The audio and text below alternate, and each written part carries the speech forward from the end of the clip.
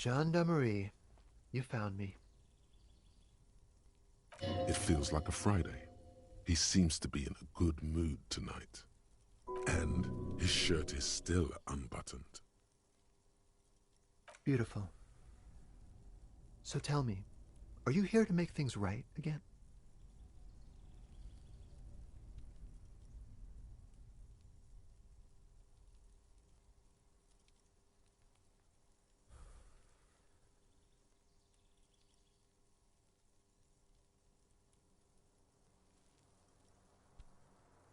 Then I have some good news for you.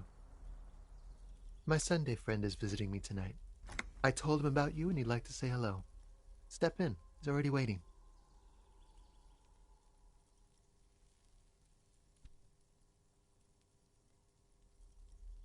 Trust me, you do. That's nice, but I don't have anything to tell you. It's my friend you're looking for, not me. He takes another drag of his unfiltered cigarette and looks around. It's getting dark and the neighboring windows have lit up one by one. Downstairs, a cat crosses the yard, disappearing into the bush. Besides, I've got to run. He's going to leave you alone again. That's sad. Something tells you you're never going to talk to an individual this cool or mysterious ever again.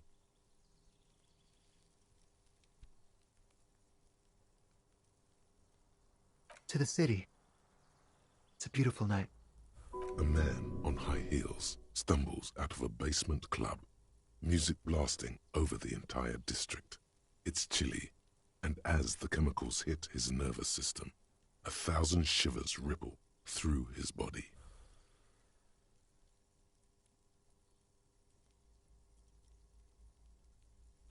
Take care, all right?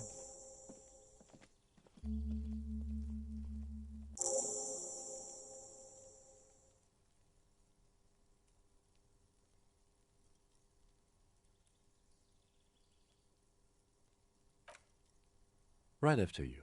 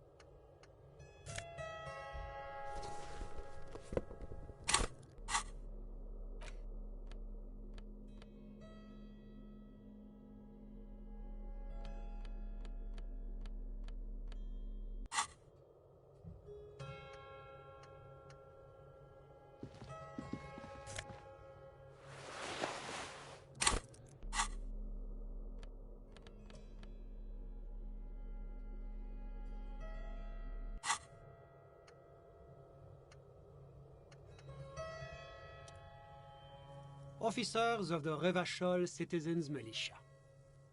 You shouldn't be seeing him in an intimate setting. For some reason you feel this man is your superior. Superior, but he's not in the command chain. His hands are clean and well manicured. This is a man who knows the importance of appearances.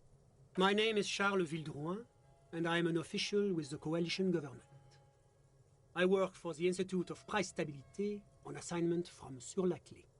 I heard you talking to my friend outside. Very good. Super. I am here to assist you in any way possible. Ask me about the hanging. No, first ask an innocuous personal question to get the interview off on the right foot. Yes, make it clear you're the one setting the terms here. Yeah, let's fuck with him. Who does he think he is? Assisting you?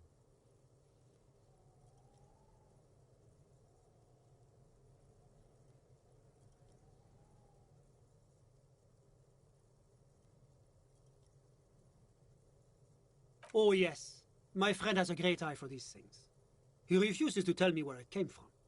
It's a mystery. I believe they call this type of frame industrial. It's very comfy. That's really all I can tell you about it. That didn't work at all. What was that? You were supposed to fuck with him, not compliment the decor. The lieutenant takes out his notebook and nods to you to proceed.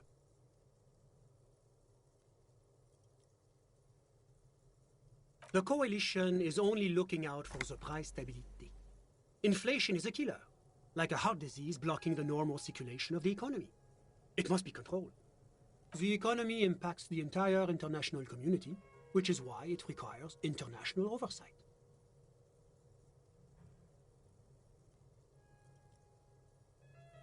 It is the most important thing. It's the central goal of any sound monetary policy. Maintaining the price stability is essential to maintaining high levels of economic activity, which is essential for maintaining high levels of employment, which is essential for maintaining the social stability. Basically, it makes sure the price of bread doesn't change. Précisément. Too much inflation, bread becomes too expensive. Too much deflation, it becomes too cheap for bakers to produce. That's why the Institute of Price Stabilité works to keep inflation just below 2%.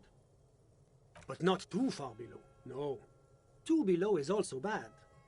Below, but close to 2%. The coalition believes in the importance of informing the public about the benefits of the price stability. Transparency is one of our principles.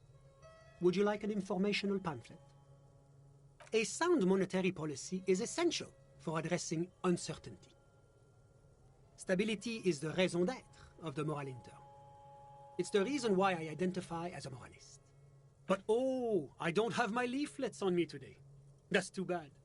You can always call our information line. Making information available is part of the moral intern's commitment to transparency. Yes, as I said before, I am a commissioner from Sur la Clé working for the Institute of Price Stabilité. This is one of the main projects of the moral intern. It's the international organization for moralists, hence Moralist International. The Institute of Price Stability is just one of its many mind babies, as is the coalition.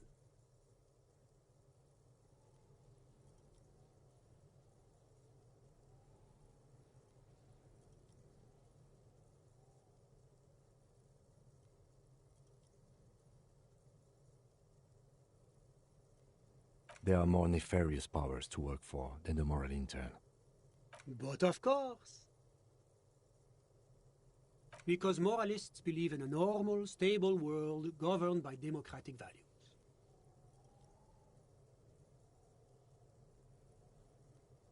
Martinaise? No. Martinaise is something else. Revachol is generally difficult. It's led by an interim government, which means it hasn't yet achieved full democracy. But they are working towards it. You're all doing very well here, relatively speaking.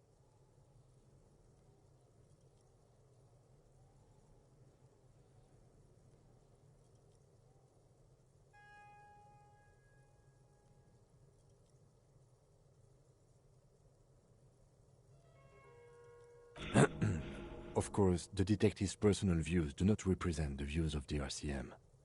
Your full autonomy is important, I agree. But it's an ongoing process. Nothing happens overnight. Now, enough of this delightful political interlude. Was there anything else you wanted to ask?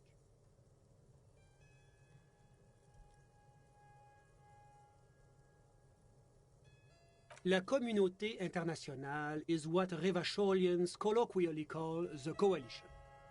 In other words, the nations that stopped the disaster of the revolution. Your employer, technically speaking, the governing authority of Revachol. The RCM is but one part of this provisional administration. Well, I'm renovating it. It is an interesting project. The building used to be a 12-story skyscraper before the cannons took the top 4 stories off. This, of course, happened when the coalition forces landed here. You could say I'm undoing some of the material damage the international community caused when we arrived here. What's there to say? Sur-la-Clé is a modern, urbanized country that measures very high on the Human Development and Freedom Index. Mostly, though, it's known as the executive heart of EPIS. Moreover, it is a great sponsor of less emerged countries. Revachol is only one of its many darlings whose progress it supports and cherishes. Because a great percentage of Revachol's culture hails from Sur-la-Clé. Its language, its people, its cuisine even. Or at least in the downtown La Delta area. Jamrock and other parts of the international zone have been mercifully spared of Sur-la-Clé's love for meatballs and mashed potatoes. Whatever you wish, officer. My friend. My friend is a good young man. His family immigrated here from Kedra, and life has not been easy for him.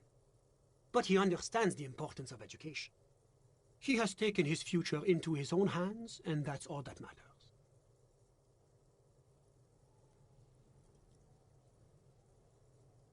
Sorry, who? But I told you, officer. He's a bright young man here to pursue his education.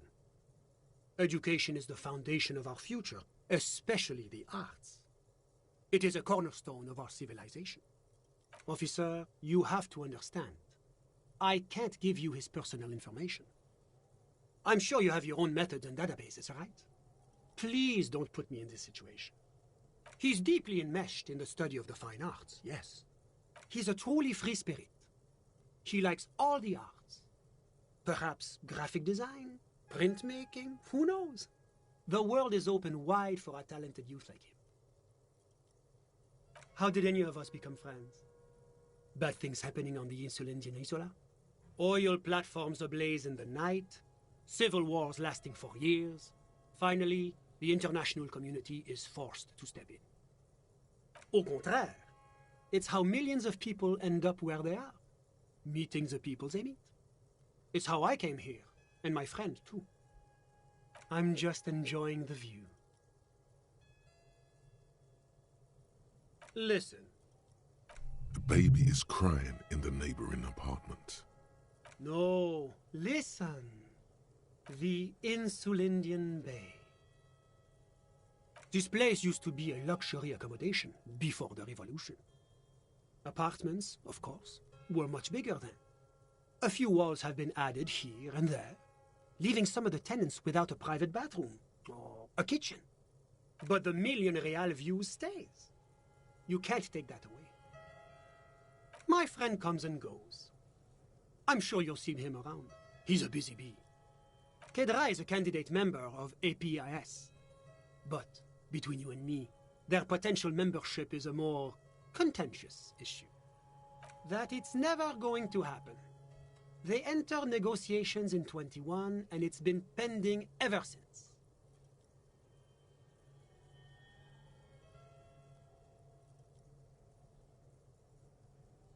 EPIS is a very special program developed by the Moral Intern to support certain Occidental nations. It began as a unified system of weights and measures, which proved to be a wild success.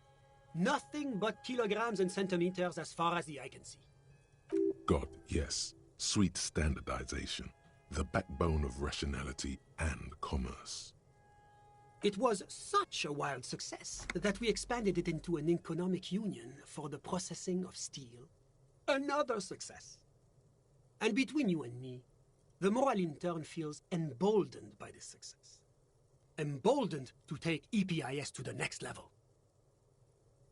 A supranational political alliance. The United States of Occident. You mean Revachol? No, it's going to have transparent democracy. It's one day going to be a candidate member of EPIS, sure. No, candidate members do become members. Why do we even have the whole system in place if they don't? It just takes time. Time and evaluation. But we were talking about my friend here, not politics. I'm all ears, officer. I'm sorry to say I did, officer.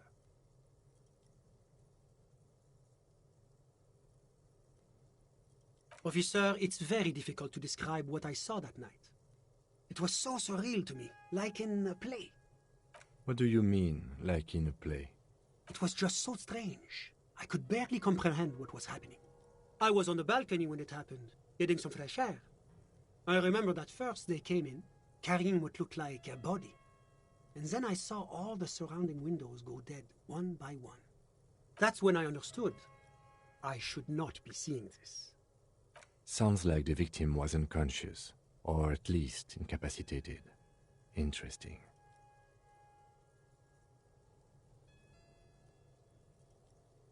I couldn't see their faces well, and there were quite a few of them. But they were very loud and very Martinaise. Let's just say that the laboring classes can get rather expressive with their profanities. I couldn't tell you exactly. Less than 10. Maybe 8. I went back inside. Yes, back inside. Keep yourself safe from the killing. Were you able to see anything from inside? Officer, the yard was pitch black. There was nothing to see, but I could still hear their voices. They were threatening to kill that poor man.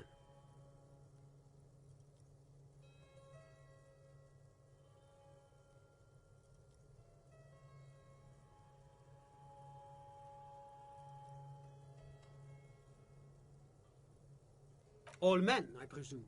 But again, I couldn't see very clearly. Well, that's the strangest part, officer. Nothing happened. It was oddly quiet for a public lynching. Eventually, their shouts died down, and that was all. There were no gunshots, no celebratory shouts, no anything. I'm afraid I don't have anything else to add. About what time was all this happening, approximately? All I can say is that it was late. My watch. Yes, now I remember. It was 30 minutes past midnight, give or take. No, I didn't see the corpse until the following day. I'm sorry I couldn't be of more assistance. A moment, officer. Do you have everything you need from me? I'm afraid we won't have the chance to speak again once you leave.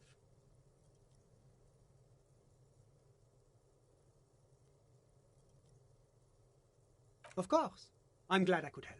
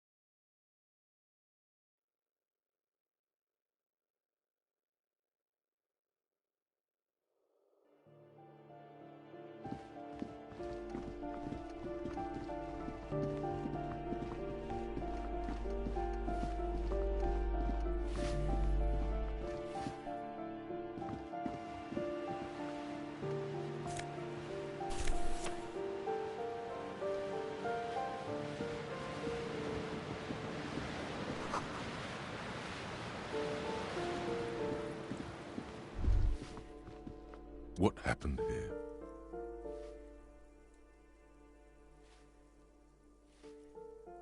It will still be accessible through the apartment next to it. That one didn't have a door. Sadly, nothing of great value remains here.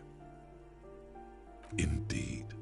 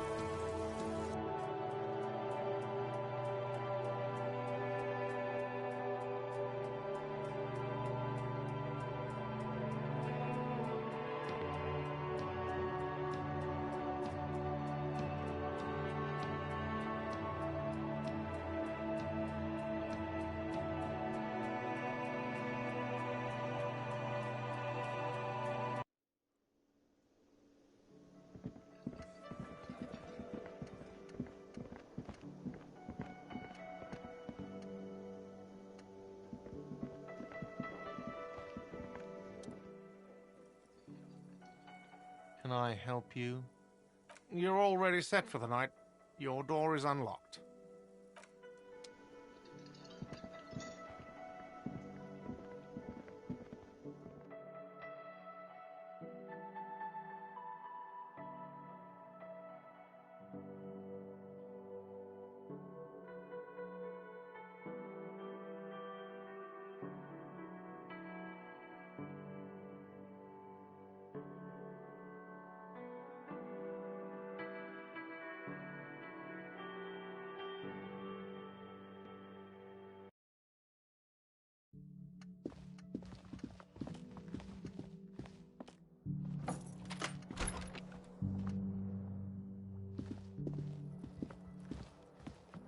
The fan stands still.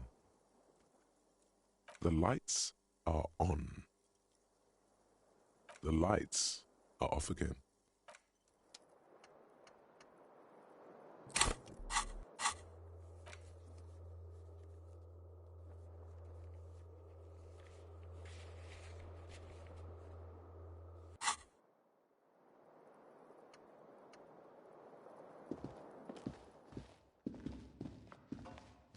A mirror hangs on the bathroom wall. In it, your face, adorned with the expression.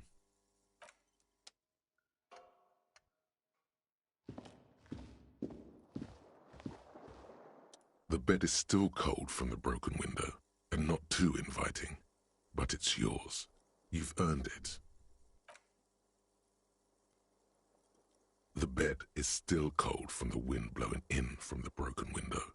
The mattress creaks as you close your eyes and try your hardest to fall asleep. Here we are again, my broken bud. The waves are coming, carrying you away. But you can't go. No, you have to stay. Always half aware of yourself. You're not cooperating, brother man. It's your disgusting body. Even through your sleep you feel a vague discomfort suffusing it. Your belly and your sides are unpleasantly tender. You wish you could curl up into a fetal ball of safety. But you cannot, because of the pain. And there's a lot of it, ever present in your organs. It's like every one of them has their own nasty song to sing. That pain in your right side is your enlarged liver, by the way. As for your kidneys, you've really been compounding the damage lately. Every cell in your body is moaning in agony, asking, what did we ever do to you? Now, you're finally thinking about something other than yourself. Let's see how far that'll get you.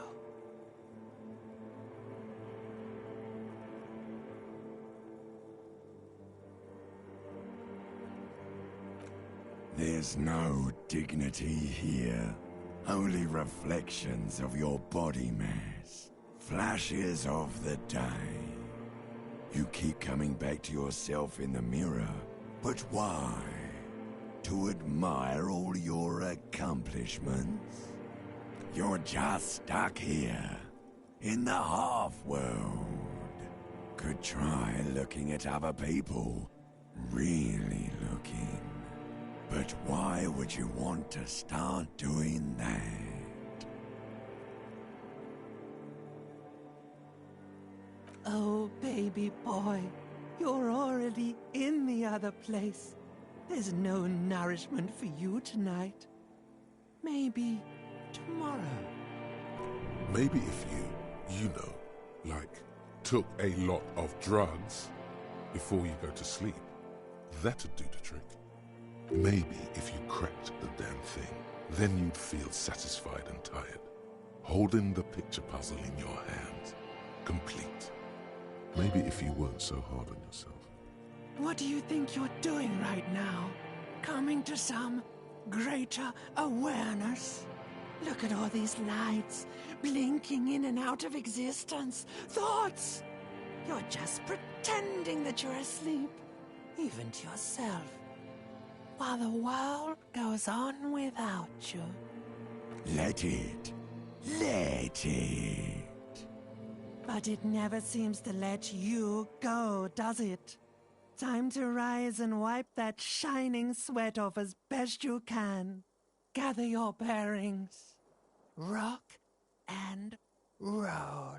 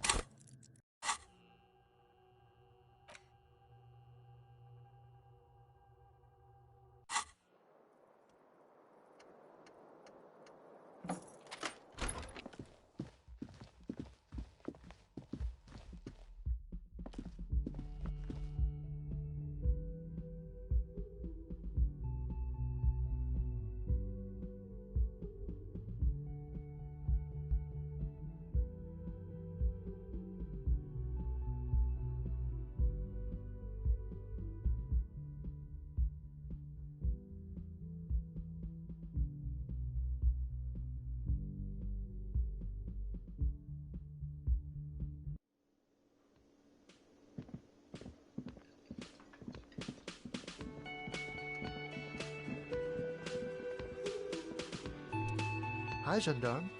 Another rendezvous.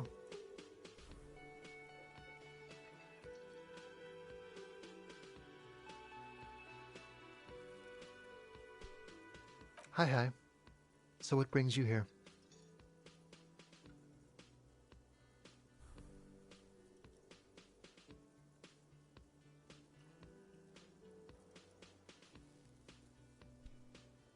You did? And how did you like him?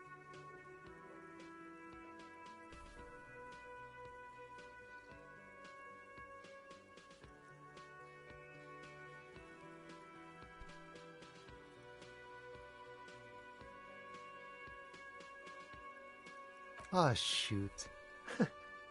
Why not?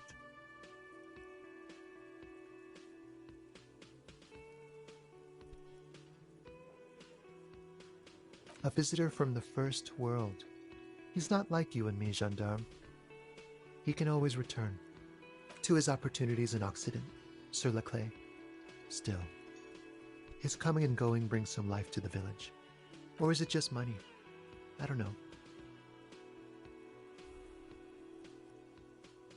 He has keys, and he likes the view.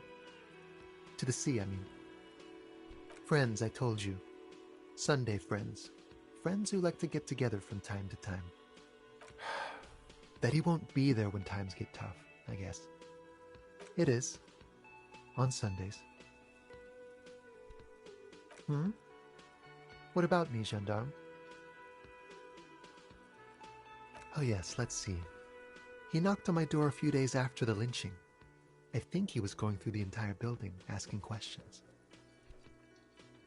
Muscular, handsome, strong, like one of those military types. Oh, let me think. He had an accent. He sounded like one of those mercenaries. He sounded vaguely Oranese. No, not vaguely, scratch that. He sounded definitely Oranese. Yes, but he was speaking to someone on his earpiece. Just reporting back whatever I was telling him. Nothing. That I didn't see anything. What friend? No, I don't think it came up. Nothing. That I didn't see anything. Why shouldn't he? What friend? No, I don't think it came up. Sure. Anything else on your mind?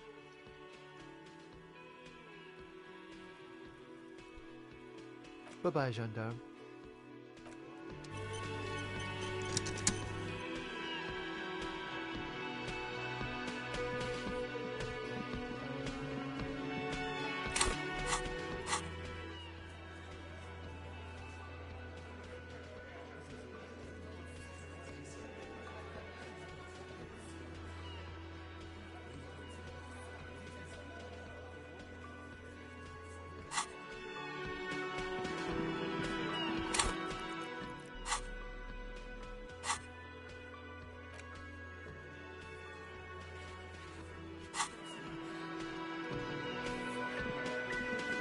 Behind the dockworkers, a ceiling height window. The hawthorn branches scrape the glass like bony fingers.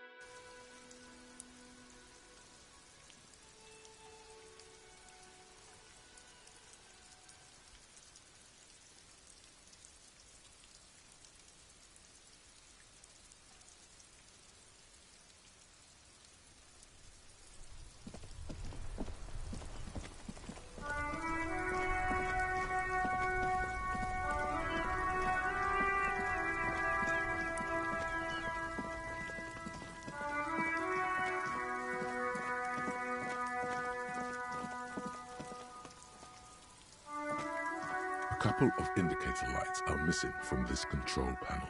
Loose wires dangle from the now vacant holes. In the middle is a lever. Beneath it, a small metal plaque.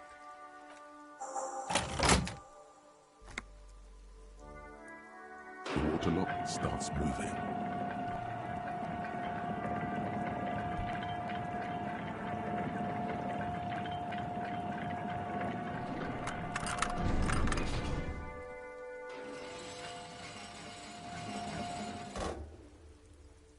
Okay, If we ever need to get to the coast, then this is the way. But please, contain your wanderlust for now. I don't want us to get sidetracked, not with everything that's going on. Focus on one thing, achieve it, then the next, he thinks. That's the task chain.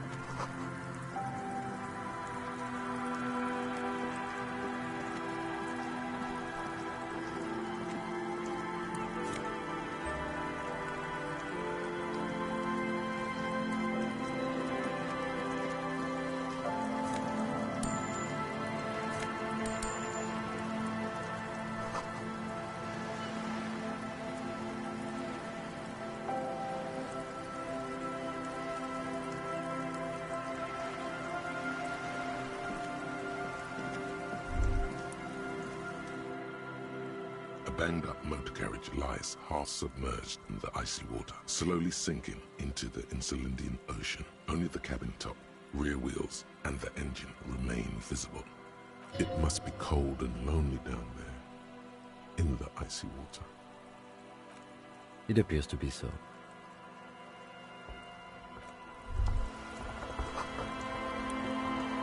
The motor carriage looks very sad, sitting all alone in the ice. It appears to be so. I agree. We should definitely investigate. You get a sudden, sinking feeling. Stomach acid comes up as you look at the motor carriage in the deep, dark, cold water. Why the doom and gloom? It's just a sunken motor carriage. Some motor carriages are bound to end up in the sea. The motor carriage is properly stuck in the ice. Getting it out would require a team of specialists. Rust, moss, and sea life have already claimed it for themselves and initiated a slow decomposition process. Let's wait for the low tide and see what's inside. Great idea. Then we can get the things inside. The Joyrider must have left something good inside. Guns, papers, maybe a cool jacket. A Joyrider jacket. A Joyrider jacket. You feel a strange connection to this Joyrider.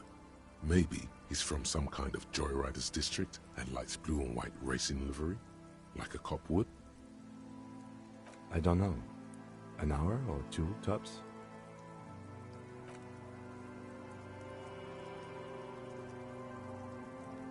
As you sit down in the old, rusty playground, the world around you becomes very silent.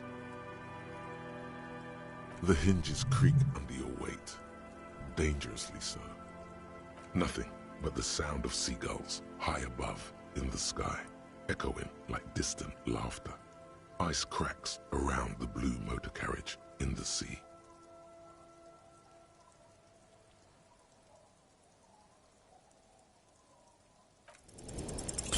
Spit flies from your mouth to your moustache, your chest, the ground before you. No sound, though. Raining heavily here, Chief. Mind keeping it down a bit? The lieutenant must think it's rather funny. He smiles and quickly turns away.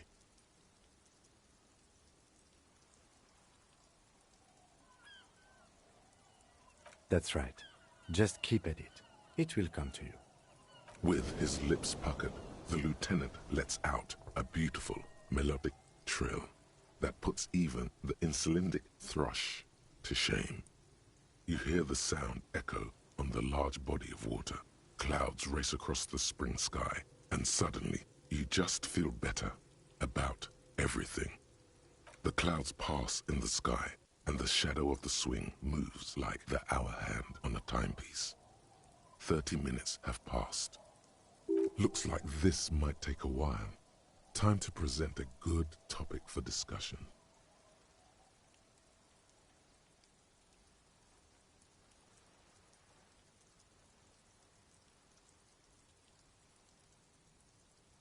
I believe it's following a pattern set millions of years ago by cosmic forces. But I suppose it could move quicker, yes? Clouds on the horizon grow darker, and the shadow of the swing set keeps climbing. You hear the distant rumble of the city. 30 minutes pass.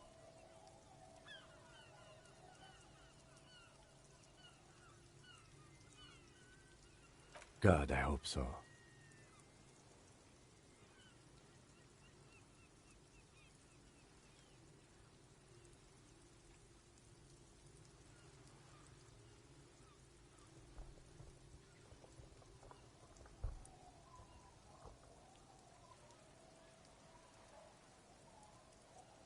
Your voice echoes on the water, strange and out of place in the environment.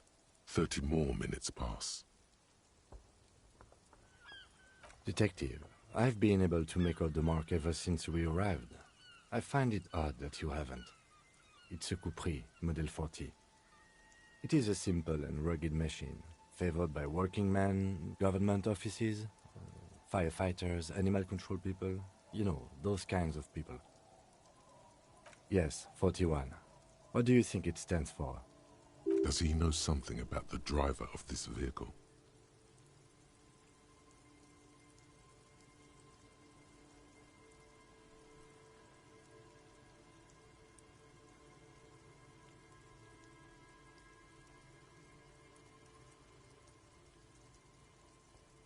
I'm sorry, Harry. I'm so sorry. 41. Precinct 41. A massive pit opens up in your stomach, and the most terrible feeling comes over you. You feel like you're about to faint and fall off the swing. Your hands get clammy, and the air tastes sour to breathe. Oh God, Harry. Oh God, Harry. What did you do? No. Just no. Say no to this, Harry.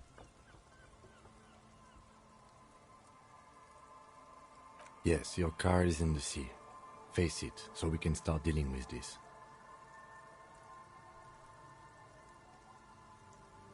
I'm afraid so, yes. It looks like you started in front of the whirling, jumped over the canal, and then drove your vehicle in the sea right here.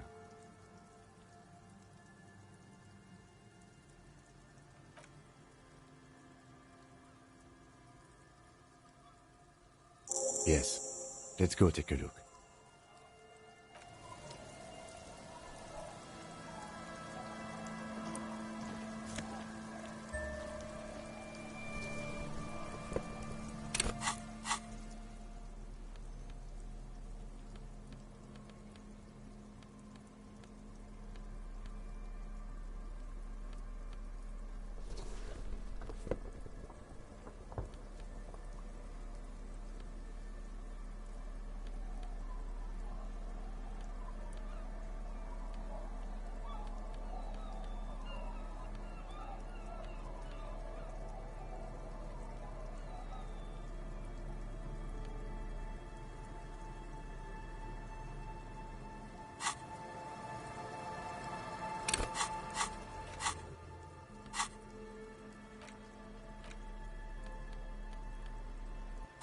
police badge on which you see the photo of a man.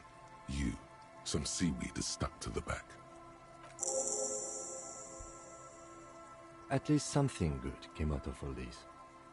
Encased between two durable plastic sheets is a bluish card with lines of information and a watermark in the shape of the street grid of Revachol West.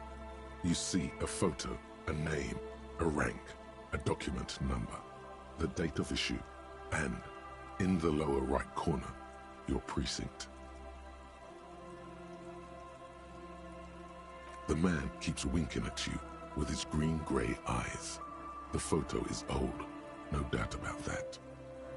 But the badge is new. You used an old photo for a new badge. Good choice. A newer photo would look different.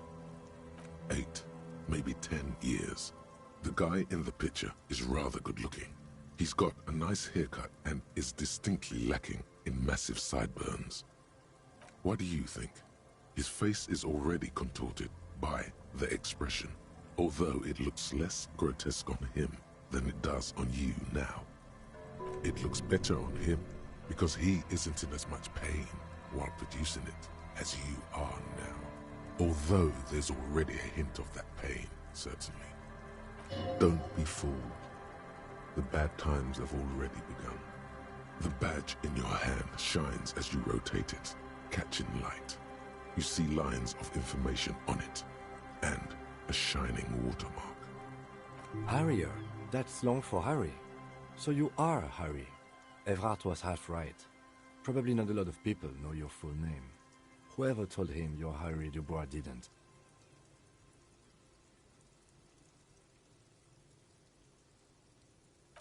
Not strange at all. Your name is Harrier Dubois, like it says on your police badge. It's a wartime name, revolutionary.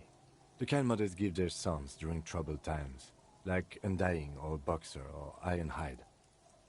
It's meant to keep you safe. From bullets, hunger, shrapnel, kidnappings, and worse. Why? It's a cool name. I like it. Besides, you're Harry anyway. No one's ever called Harrier. He's not going to call you Harrier. He'll keep calling you officer when he's angry with you, and detective when he's not. The badge in your hands shines as you rotate it, catching light. You see lines of information.